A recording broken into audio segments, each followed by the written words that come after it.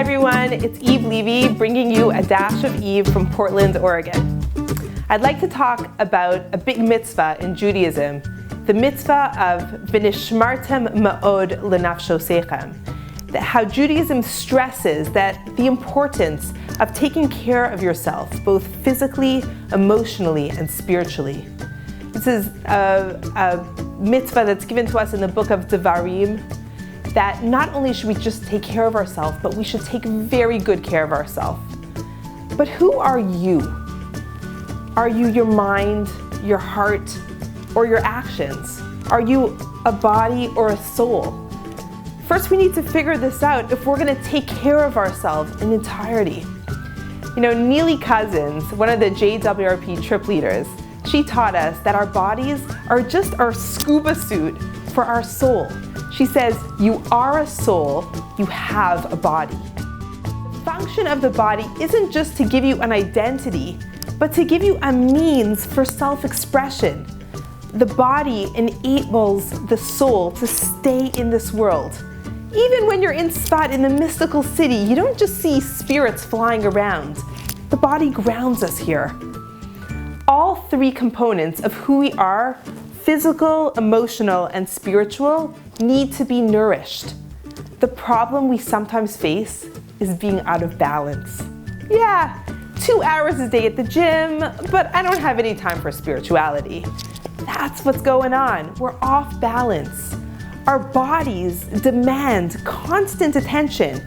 Feeding, sleeping, exercising, doctor's appointments, vitamins, yoga. The body makes so much noise. It has so many pressing needs. You know, when I try to convince women to come with me to Israel on this JWRP trip, I tell them, just like you go for a yearly physical, you need a yearly spiritual. Yes, our bodies are the greatest gift from Hashem, from God.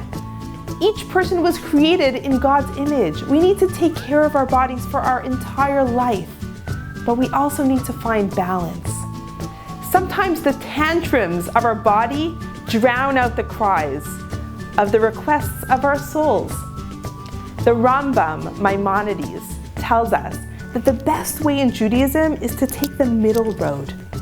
He explains that when someone is finding himself veering off the road, then he should push himself more extremely to the right so that he could get back on track, and find that balance again.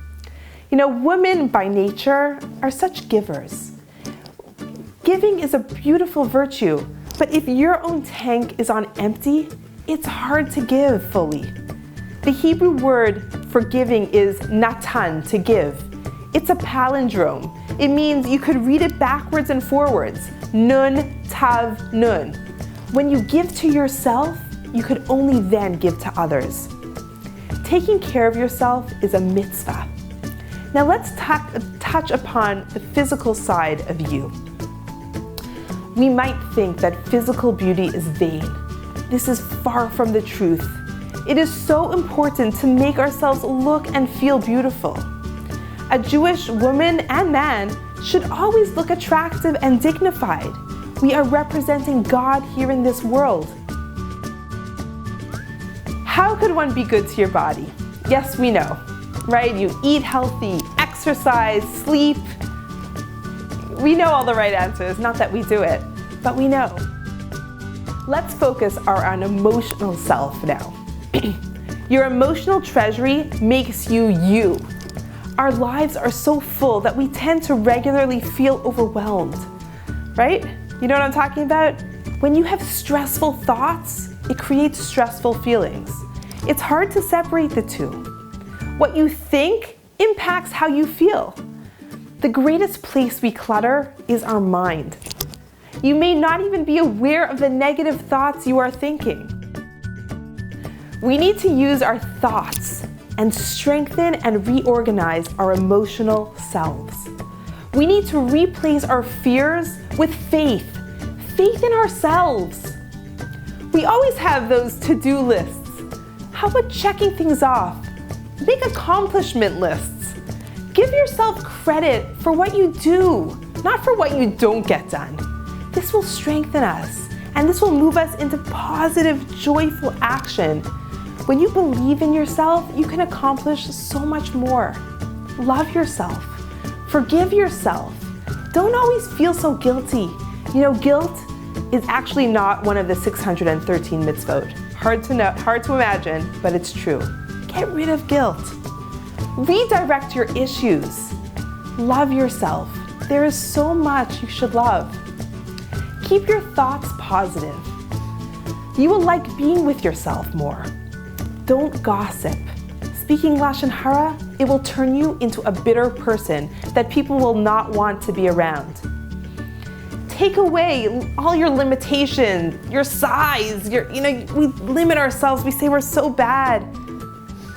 There was this experiment done in a jeans store. All sizes and words on the back of on the label were replaced with awesome, hot stuff, energetic, you go girl. The sales lady came with a measuring tape, and on the measuring tape, she would measure you and it had those same words on it. The ladies were twirling in the mirror, giggling and feeling wonderful about themselves. What voice do we use to motivate ourselves? What's wrong with you? Why can't you do it? You're not as good as so-and-so. We destroy ourselves on the inside rather than building ourselves up. We need to create a cognitive shift to push ourselves to be better. It will start from the inside out. Last but not least, how do we care for our spiritual self, our soul? There is no secret formula here. You need to keep yourself inspired. No one can do it for you. I always say you can bring the camel to the water, but you can't force it to drink. We have never lived in a generation where it's so easy and yet it's so hard. Inspiration is readily available at the click of a button. Yet, we blame it all on the internet. We blame it. We have so much to blame it on. It's not things that are the problem, it's people that are the problem. It's the society, not the technology. You decide what to take in. We need filters. We can't take everything in. Imagine if our water system had no filters. It would be terrible. It would be so unhealthy. We need to decide what to take into our head. Our eyes are the windows to the soul. Be selective with what you see and what you hear. Everything has an impact on who you are. Our soul needs nourishing. It loves depth, wisdom, and more than anything, it loves connection to our Creator. May we always find ways to fill our lives with health, both physical, spiritual, and emotional. We must search to find balance and true happiness in our lives, for no one else will do it for us. We should remember that tomorrow is a new day, a better day, a day filled with promise and future, and that the decision is up to each of us. Thank you so much for joining me for A Dash of Eve.